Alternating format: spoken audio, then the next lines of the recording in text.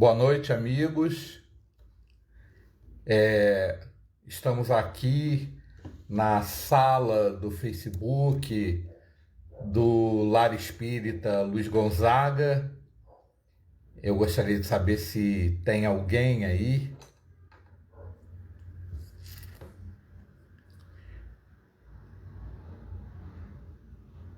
Ah, sim. Olá, Fátima. Boa noite. Infelizmente, o nosso amigo teve um problema, não é? Não conseguiu acessar a sala.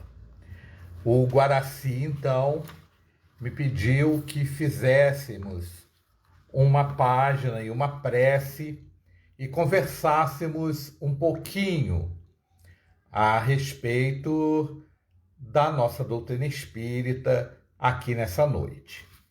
Então eu lerei aqui do livro Agenda Cristã,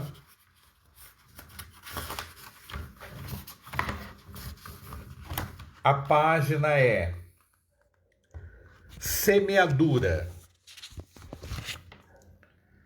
Sua generosidade chamará a bondade alheia em seu socorro. Sua simplicidade solucionará problemas para muita gente. Sua complexidade provocará muita dissimulação no próximo.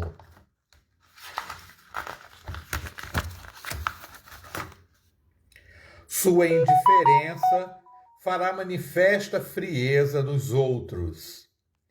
Seu desejo sincero de paz garantirá tranquilidade no caminho. Seu propósito de guerrear dará frutos de inquietação. Sua fraqueza contundente receberá frases rudes. Sua distinção edificará maneiras corretas naqueles que o seguem.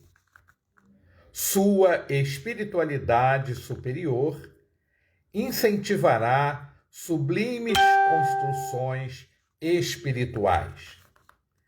Diariamente, semeamos e colhemos. A vida é também um solo que recebe e produz eternamente. Vamos orar.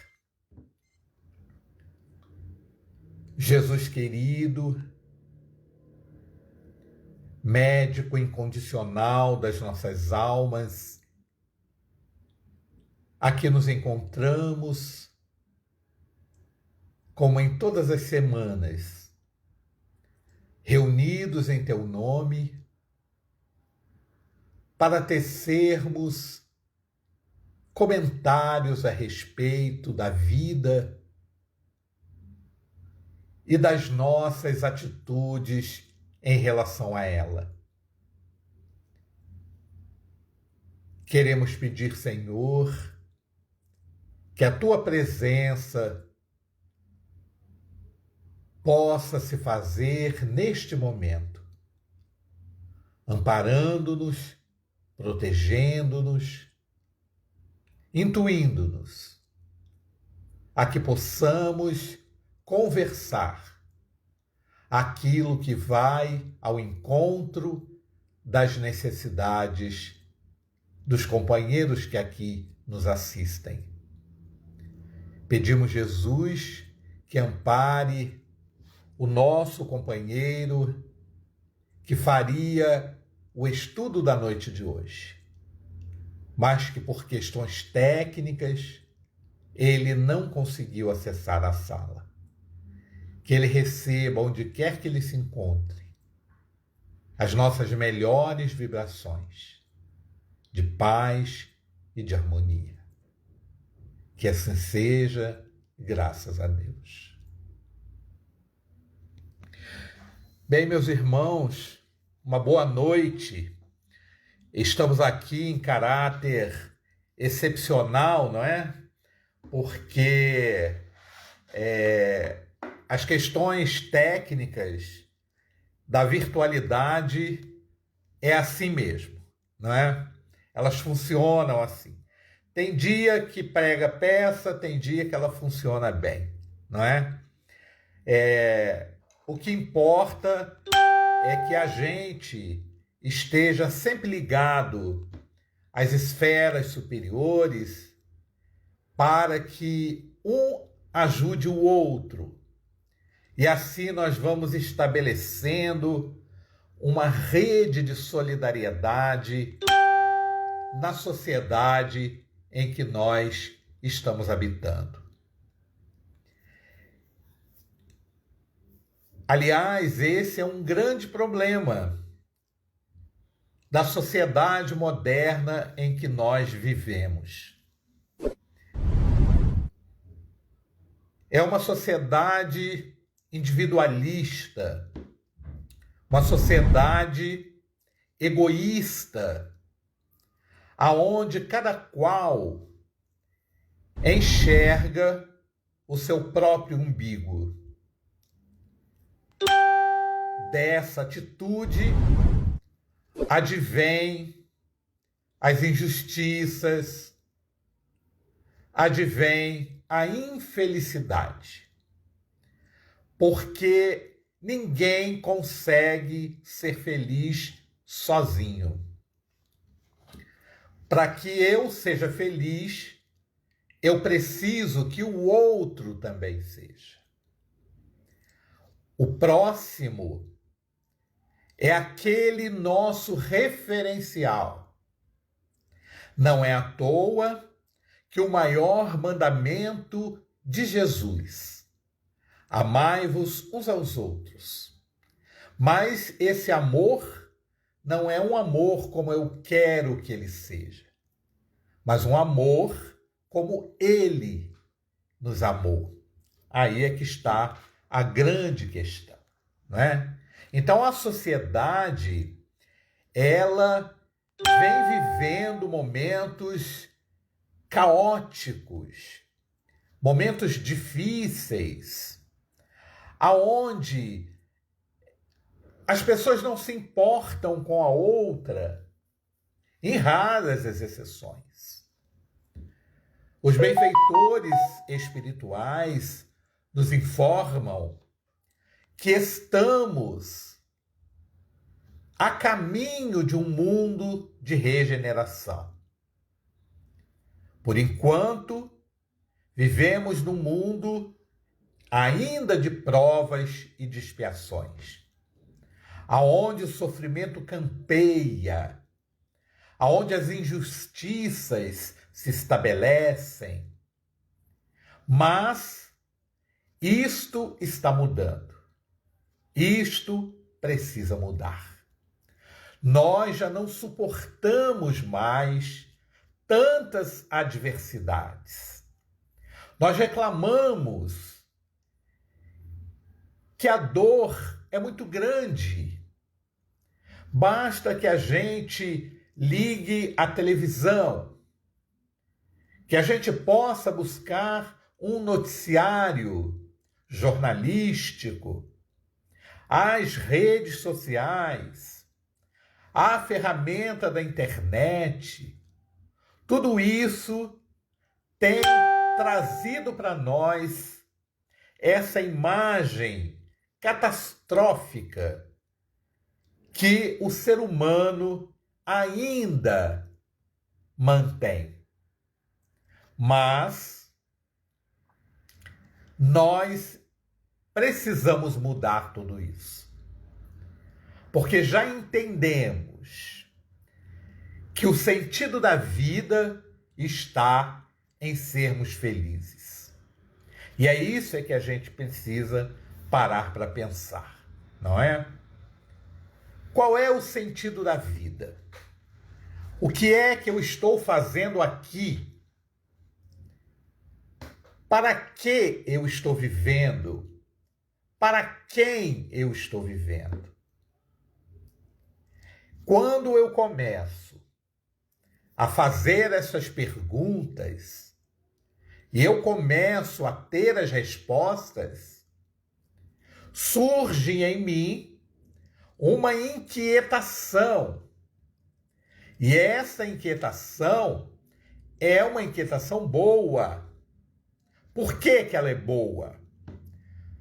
Porque cada um de nós tem uma centelha divina em si.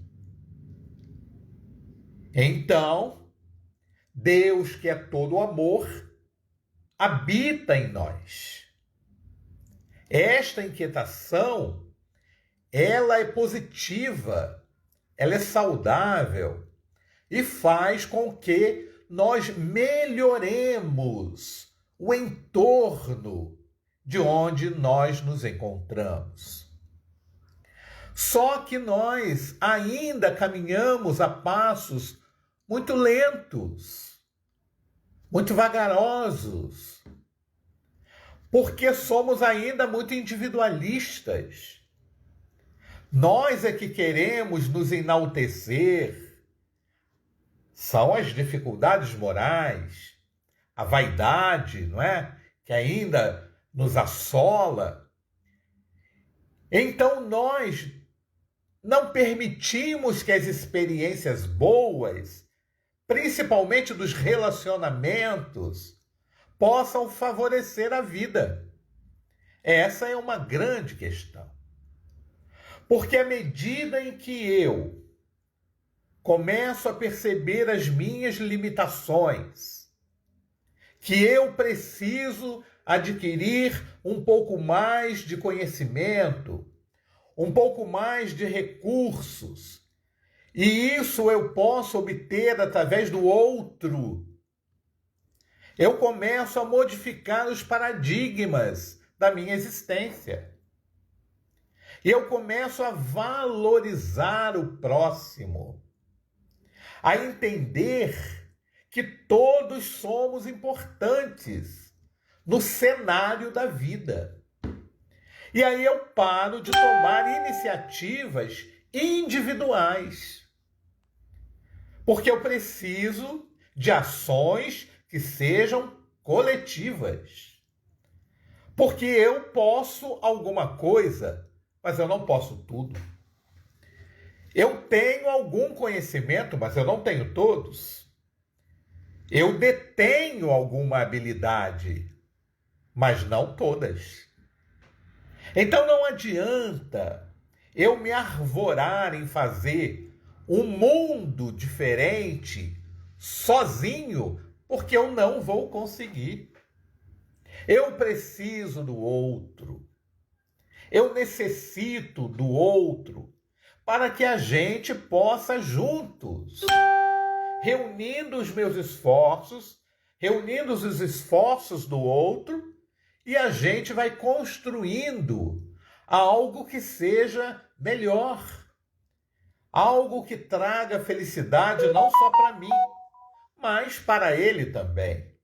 Então, este pensamento compartilhado é o pensamento que vai nos conduzir a caminhos melhores, a caminhos mais felizes. Não é à toa que as redes sociais, a ferramenta da internet, tem lá um botão de compartilhar. Por que que tem esse botão de compartilhar? Porque é um exercício que a gente precisa fazer. À medida em que eu acesso as redes sociais, eu vejo alguma coisa que postaram lá, que é boa, é bonita, é construtiva, é saudável, faz bem a mim e pode fazer bem ao outro, eu compartilho aquela ideia. Então a vida vai ganhando um novo rumo, uma nova cor, porque eu passo a dividir com outras pessoas aquelas possibilidades que eu disponho. Então, se eu faço isso, eu começo a estabelecer uma relação diferente uma relação compartilhada. Nos dias atuais, nós estamos vivendo aí uma pandemia que nós não imaginávamos que fosse viver. Eu me recordo que a minha avó, antes de desencarnar, e a minha avó era de 1900, ela desencarnou com 90 anos de idade. A minha avó me contava a experiência da febre espanhola, que aconteceu há muitos anos atrás, há muitas décadas atrás. E era uma verdadeira pandemia. Então, essas circunstâncias que a Terra vai passando, porque ela precisa se renovar, não é? Em todos os aspectos, elas nos ensinam muita coisa. Nós aprendemos também nas adversidades. Quanta coisa a gente tem aprendido agora, nestes dias, em que estamos no afastamento social, em que cada qual está na sua casa, não é? Mas nós não estamos nas nossas casas por egoísmo, por individualismo, não. Nós estamos por amor. Amor a quem? Amor àqueles que estão ao nosso lado. Porque nós não sabemos quando é que vamos passar pela experiência da contaminação de um vírus que nós desconhecemos. Então eu não posso correr o risco de sacrificar o outro que está ao meu lado, que pode ser um ente querido, o meu pai, minha mãe, meu filho, meus irmãos, um vizinho, um amigo, quem quer que seja. Eu não tenho esse direito. Então eu compartilho com ele da vida. Então isso faz com que eu atenda aos apelos das autoridades sanitárias e fique na minha casa.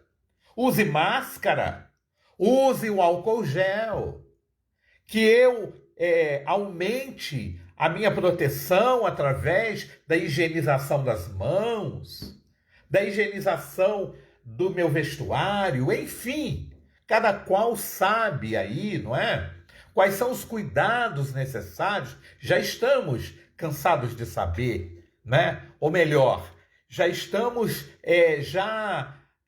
aprendido essa nova informação, não é?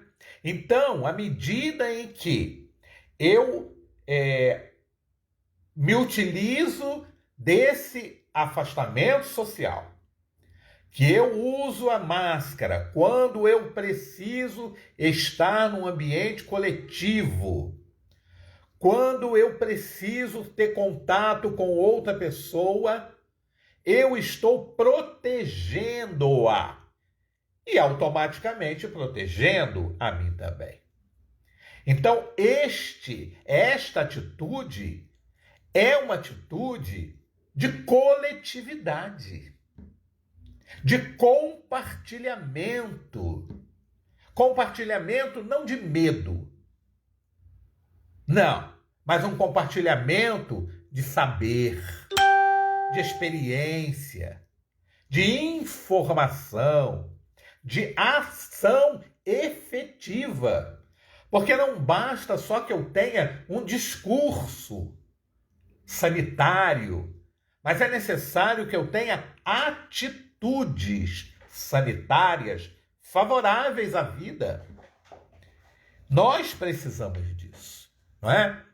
Então, esta sociedade em que nós estamos vivendo está aprendendo com esta crise da pandemia.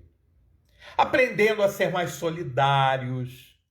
Quantos a gente olha ao redor e verifica que ele não tem um alimento, não tem uma roupa, não tem um dinheiro para comprar uma medicação, não tem material de higiene suficiente para que ele possa proteger a sua vida física, o que é responsabilidade de cada um de nós.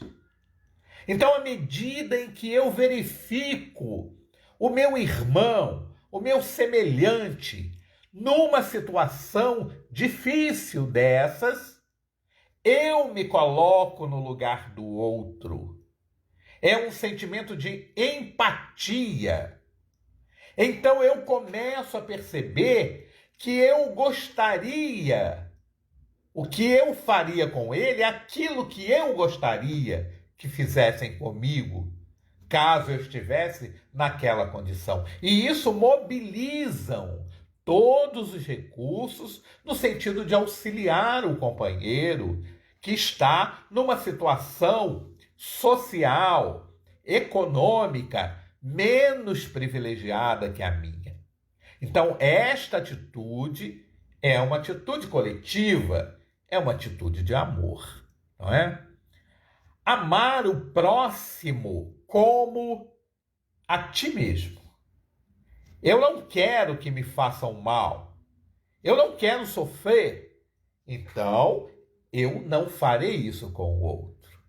É a lei da reciprocidade, não é? Então, este sentimento de empatia é um sentimento que mobiliza os recursos no sentido de uma sociedade melhor, uma sociedade mais igualitária, uma sociedade onde todos nós temos os mesmos direitos, temos os mesmos deveres, não é? Então, nós precisamos disso e estamos lutando para isso. Então, a crise em que nós estamos vivendo, ela tem nos ensinado isso. Que nós precisamos amparar o outro que precisa de alguma coisa. E nós vamos fazendo todos os esforços possíveis, não é? Para amenizar o sofrimento do companheiro que se encontra ao nosso lado. Porque como é que eu consigo dizer que eu sou feliz se eu vejo que tem alguém do lado da minha casa que precisa de remédio e não tem, que está com fome e não tem o que comer, se precisa de uma roupa rota para cobrir o corpo, adquirindo dignidade? Como é que eu posso dizer que eu sou feliz se nas calçadas das ruas estão cheios de moradores, no tempo, sujeito a chuvas, sujeito a todas as intempéries? Eu não consigo, porque a minha consciência não me permite.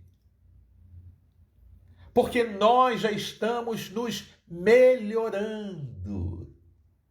E este mundo de provas e de expiações vai ficando para trás. Não é mágico. É fruto de esforço individual, porém coletivo.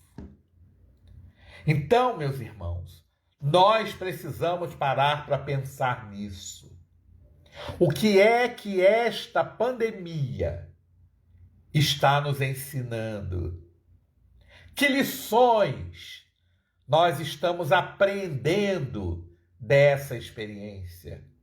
Porque nada nos acontece sem que haja uma necessidade. A economia divina, a economia cósmica, trabalha no sentido de que nós possamos nos educar. Nós somos espíritos deseducados. E estamos aqui, na escola da vida, para aprender. Qual é a necessidade da encarnação? Por que é que nós nascemos? Por que é que nós reencarnamos? Para sofrer? Não. Para aprender. Mas se o aluno é indisciplinado, se o aluno não estuda, se o aluno não se prepara, se o aluno não aproveita as possibilidades que a escola lhe oferece, ele vai ter muitas dificuldades para passar de ano, para mudar de série. É um processo educativo. Não é a escola que é ruim. É ele que não se aplicou da maneira devida para que pudesse aproveitar as oportunidades que a escola da vida está oferecendo. Cada um de nós tem uma missão na Terra. Não há ninguém, nenhum de nós que não tenha. Todos temos. Mas quando a gente fala de missão, muitos de nós pensam numa grande obra social, não é?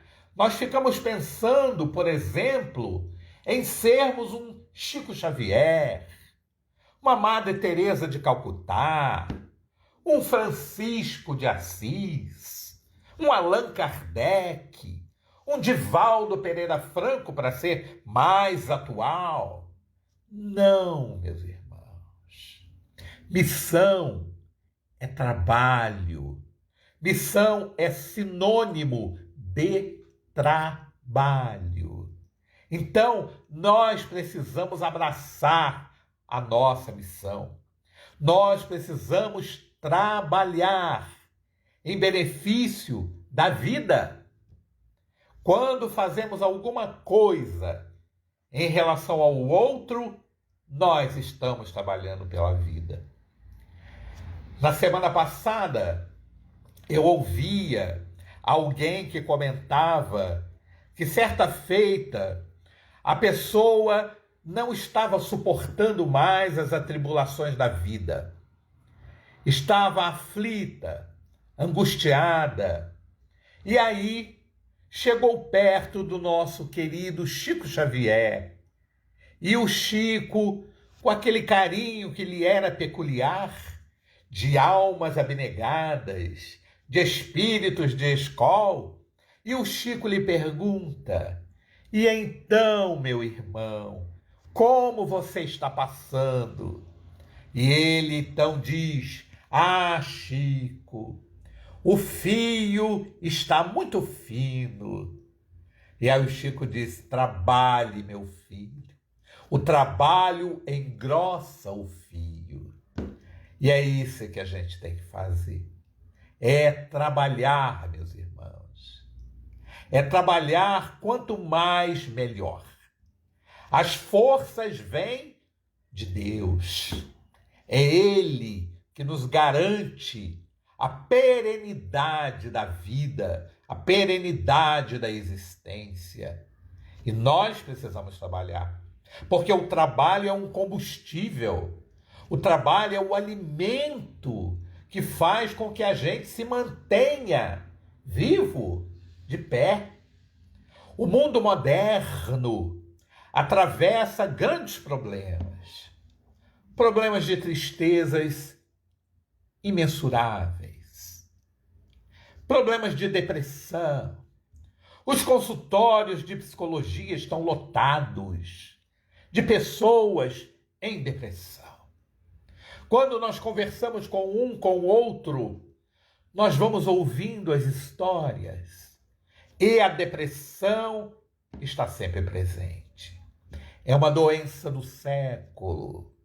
É uma doença aonde as pessoas entram num processo de menos-valia, de má administração das suas potencialidades. E aí não buscam sequer ajuda para sair daquela circunstância em que se encontram.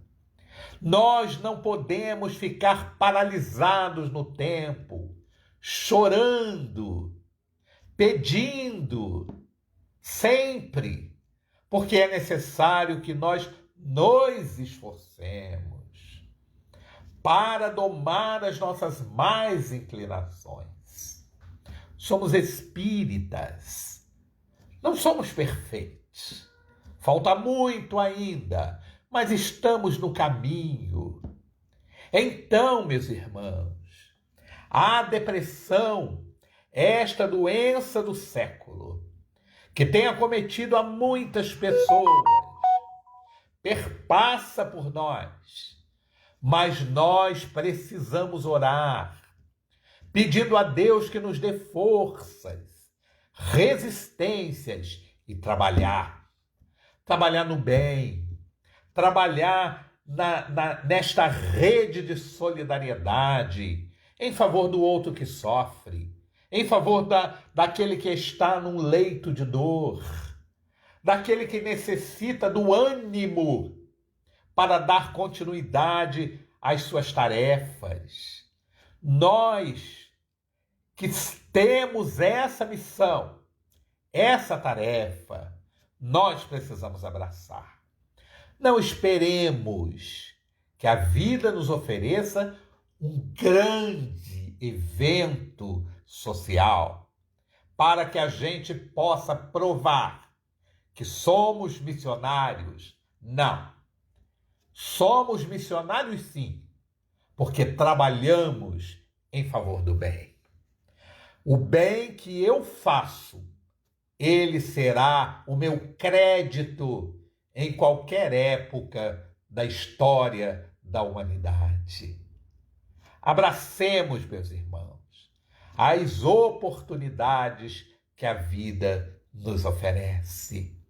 Deixemos o choro, deixemos as lamentações desnecessárias e possamos colocar a mão na massa e trabalhar em benefício do outro, porque quando eu trabalho em benefício do outro, eu trabalho em meu próprio benefício, para que possamos exercitar a cada dia, a cada momento, a cada instante, o amor ao próximo.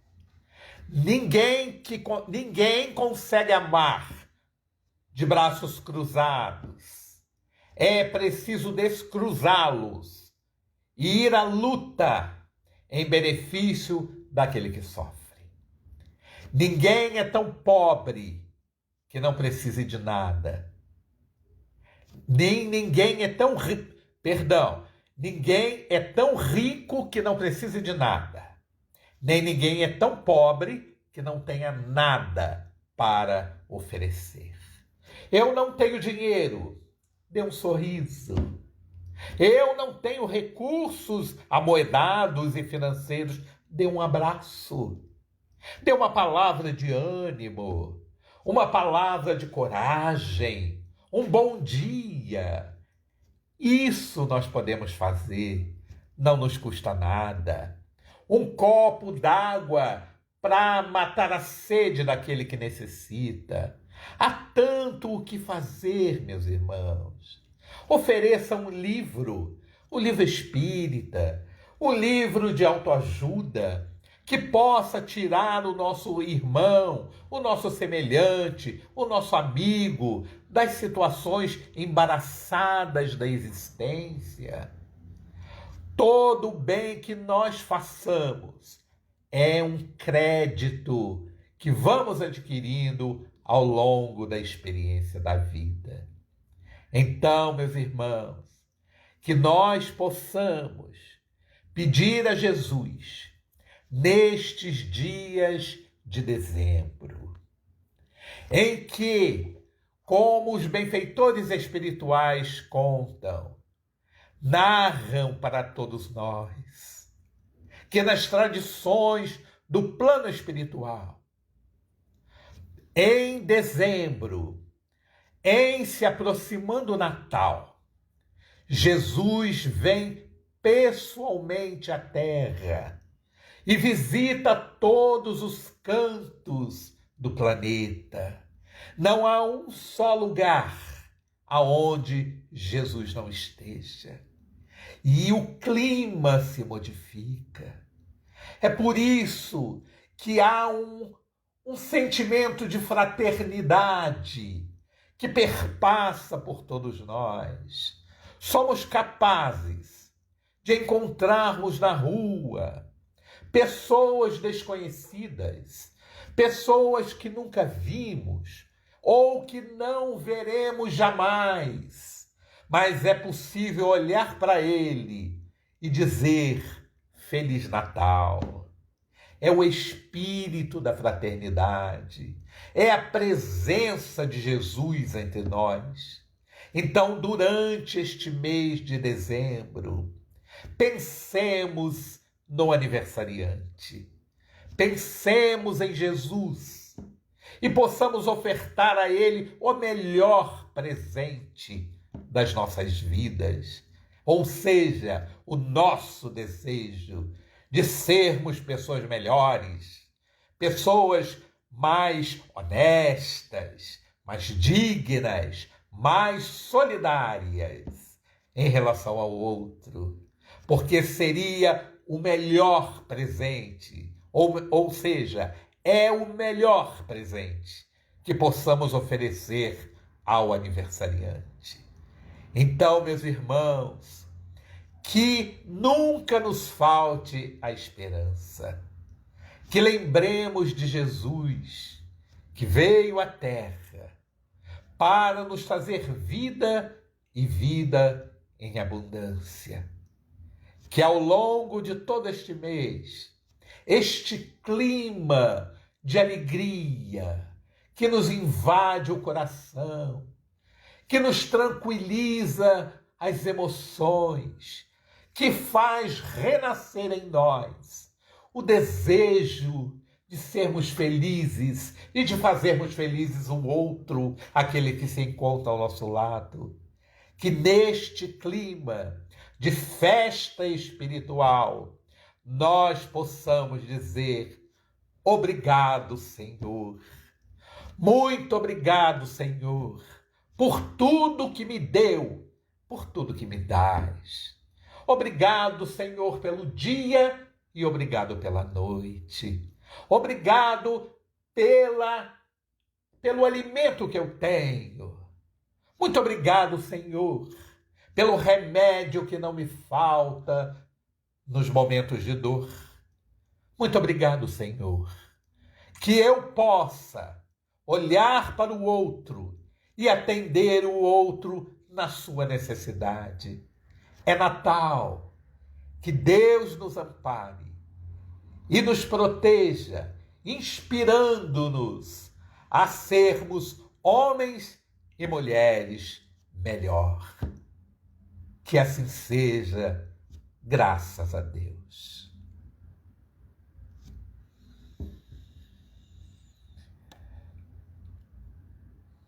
Uma boa noite, meus amigos. Muito obrigado pela presença de todos vocês. Vão em paz.